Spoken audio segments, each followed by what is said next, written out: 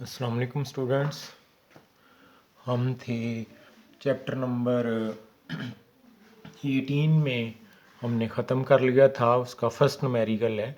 मैं कोशिश करूँगा कि डिफरेंट न्यूमेरिकल्स डिफरेंट टाइम में 17 के साथ कर दिए जाएं। तो पहले न्यूमेरिकल में हमारे पास उसने जो बेस करंट है IB वो 100 माइक्रो एम्पेयर है और माइक्रो 10 की -6 होता है, तो एम्पेयर में 100 इंटू 10 की -6। इसको हल करेंगे तो 1 इंटू 10 की -4। और बीटा जो गेन इन ट्रांजिस्टर है वो है 100। तो क्योंकि उसका यूनिट नहीं होता, जो दो करंट्स के दरमियान रेशो है, तो हमने फार्मूला लगाना है और फाइंड करना है इसमें क्या क्या चीज़। टू फाइंड में IC collector current, emitter current और IC ओवर IE फाइंड करना है। सबसे पहले beta equal to IC over IB, तो IC आ जाएगा beta into IB। Values put की तो आंसर आ जाएगा 10 milli ampere. IB emitter current होती है, base current plus collector current दोनों को ऐड किया तो 10.1 milli ampere. IC over IE ratio जो होगी 10 ओवर 10.1 0.99। तो ये था जी हमारे पास फर्स्ट न्यूमेरिकल। सेकंड जो है बिल्कुल ही सेम है 18.1। तो ये आपकी असाइनमेंट है, सेकंड आपने खुद करना है। चैप्टर नंबर 17 में अगर तो हम इस पे डिस्कशन करें तो ये बहुत ही ज़्यादा लंबी डिस्कशन है। हमारे पास जो है वो फोर्स जो टाइप्स हैं, 4 टाइप्स ऑफ मैटर है, सॉलिड है, लिक्विड है, गैसेस है। एक हम वर्ड यूज़ करेंगे डिफॉर्मेशन। डिफॉर्मेशन का मतलब है कि जब हम किसी चीज़ पे फोर्स लगाते हैं तो वो उसकी शेप चेंज हो जाती है। फोर्स लगाई तो शेप चेंज हो गई, तो उसको हम बोलते हैं डिफॉर्मेशन। तो डेफिनेशन में हम लिखेंगे the change produce in the length. वो जो हमने डिस्कस किया है कि उसकी जो चेंज आएगी वो लेंथ में भी हो सकती है।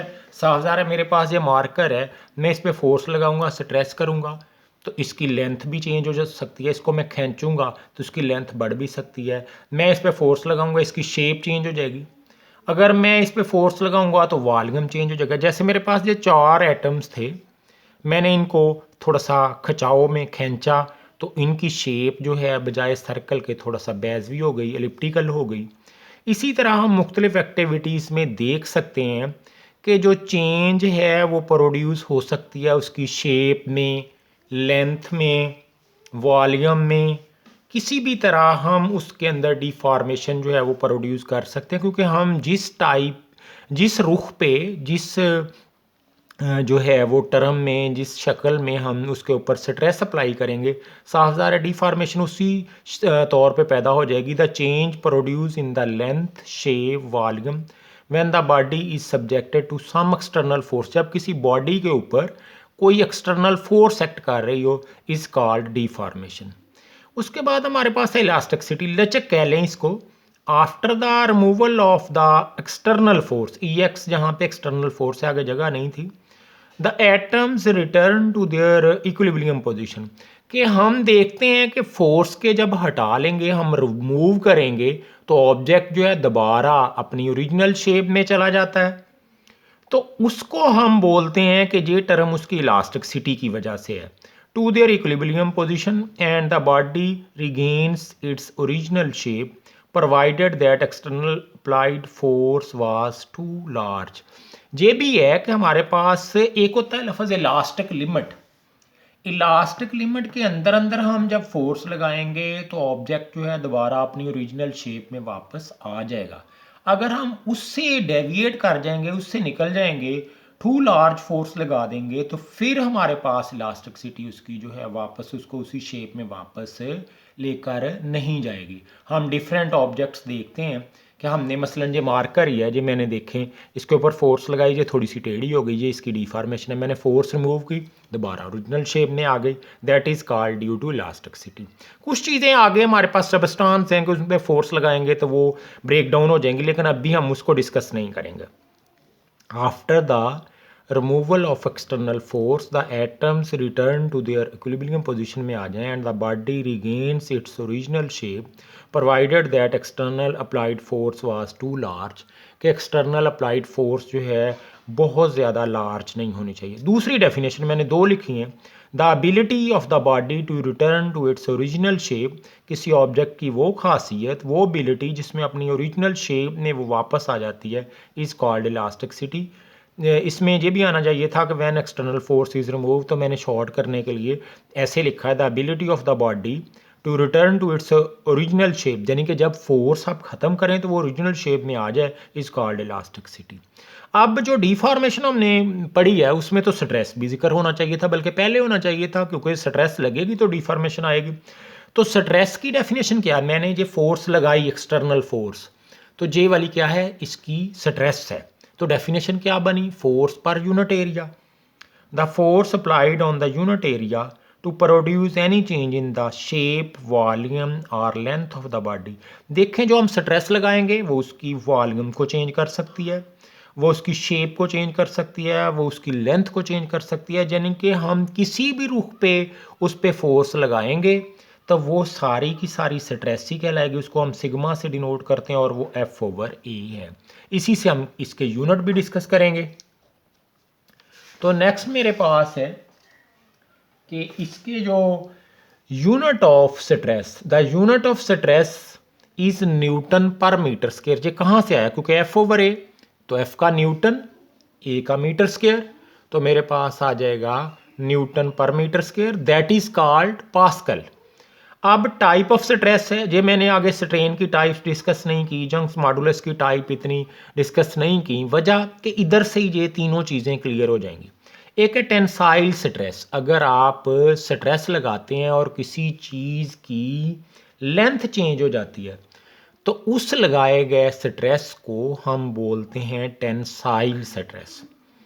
अगर आपने स्ट्रेस लगाई और उसका वॉल्यूम चेंज हो गया तो उसको हम बोलते हैं volumetric volume stress.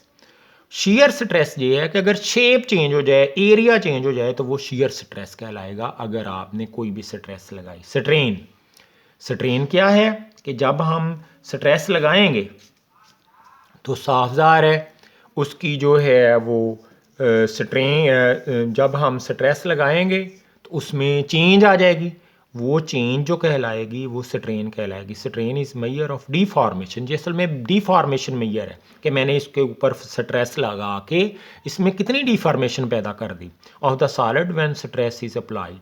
Types of strain, इसी तरह मैंने नाम ही लिखा है कि टाइप्स क्या होंगी, tensile strain, change in length over original length, formula है change in length over original length. Volumetric stress, change in volume over original volume. Shear stress, change in area over original area, जिनके इसकी भी तीन ही types हैं।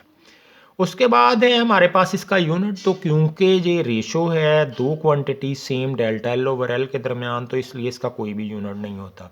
Elastic constant और modulus of elasticity, जो हमारे पास इलास्टिक कांस्टेंट है वो स्ट्रेस ओवर स्ट्रेन की रेशो को, the ratio between stress and strain is called elastic modulus, elastic constant. अब उसमें हमारे पास y is equal to stress over strain, stress क्या था F/A, अगर वॉल्यूमेट्रिक टेंसाइल स्ट्रेन इधर मैं लिखूंगा तो डेल्टा एल ओवर एल, हल किया तो FL/A, डेल्टा एल, इसका यूनिट भी न्यूटन पर मीटर स्क्वायर है। टाइप्स ऑफ जो हमारे पास है मॉडुलस, जिस तरह हमने देखें, ये मैंने स्ट्रेस ओवर टेंसाइल स्ट्रेन लिखा हुआ स्ट्रेन है लेकिन जो टेंसाइल है, इसी तरह स्ट्रेन वो भी हो सकता है जो वॉल्यूम में चेंज आए तो वो ब्लॉक मॉडुलस कहलाएगा। और शियर मॉडुलस क्या होगा, जब change in area over area आएगा, यानी कि जंक्स मॉडुलस है टेंसाइल स्ट्रेन की वजह से जंक्स मॉडुलस है, जो वॉल्यूमेट्रिक स्ट्रेन है उसकी वजह से ब्लॉक मॉडुलस है, और जो एरिया में चेंज की वजह से है, शेप में चेंज की वजह से है, वो शियर मॉडुलस है। तो ये था हमारे पास 17 चैप्टर में कुछ इसकी रिवीजन, और कुछ जो था वो 18 का। इसमें न्यूमेरिकल में शॉर्ट क्वेश्चन में कोई भी मसला हो तो वो आप अलहदा तौर पे भी किसी न किसी तरह मुझ तक मैसेज कन्वे करें, मैं आपको रिटन फॉर्म में जब हम इतना जो रिटर्न करते हैं तो साफ ज़ाहिर है अगर आपका कोई क्वेश्चन होगा तो वो भी हम लोग रिटर्न फॉर्म में आपको जो है वो अलाउ कर देंगे। मैं आपको व्हाट्सएप कर दूँ या इधर ही लेक्चर के साथ नोट करवा दूँ, मैं करवा दूँगा। तो ओके, अल्लाह हाफ़िज़। इंशाल्लाह डेली की तरह कल हम दोबारा जो है अगले लेक्चर के साथ मिलेंगे। ओके, अल्लाह हाफ़िज़।